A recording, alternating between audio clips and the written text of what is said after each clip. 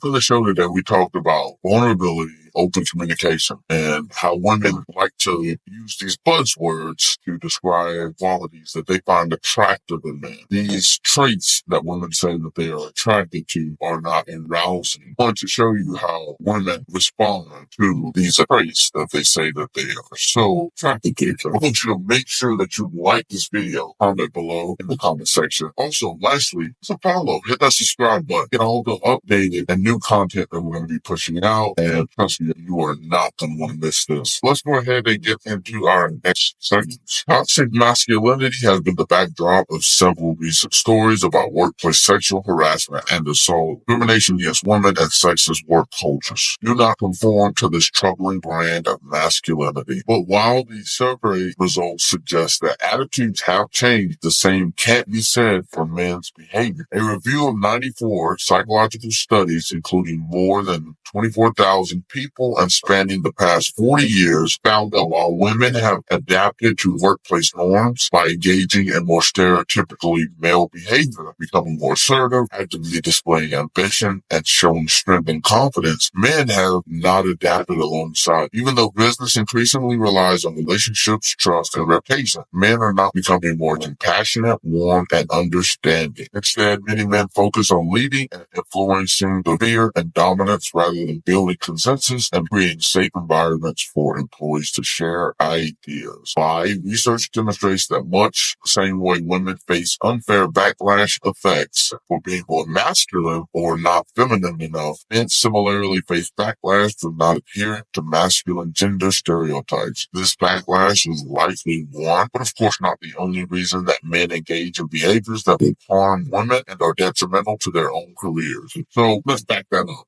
Look more at this one. It says that while women have adapted to workplace norms by engaging in more stereotypically male behavior, this means women becoming more assertive, actively displaying ambition, and showing strength and confidence. Basically, what they're telling you is that men haven't been able to emote as women have learned to emote as men, which is a false premise in my opinion, because I would argue that women still can't emote like men. They just can imitate behaviors of men, but they can't actually emote. And then it goes on to say that business relies on relationships, trust, and reputation. Men are not becoming more compassionate, warm, and understanding. Instead, they focus on leading and influencing through fear and dominance, rather than building consensus and creating safe environments for employees to share ideas. Granted, this is anecdotal, but most of my bosses that have actually led by fear, most of the bosses that I've had that have tried to lead through fear and dominance, a good majority of them have been women. I probably could count on one hand, possibly, the amount of male bosses or male leaders that I've had that have tried to lead through dominance and fear. However, I can at least count on few hands. The amount of female bosses that I've had that have been bitches and quite amazing,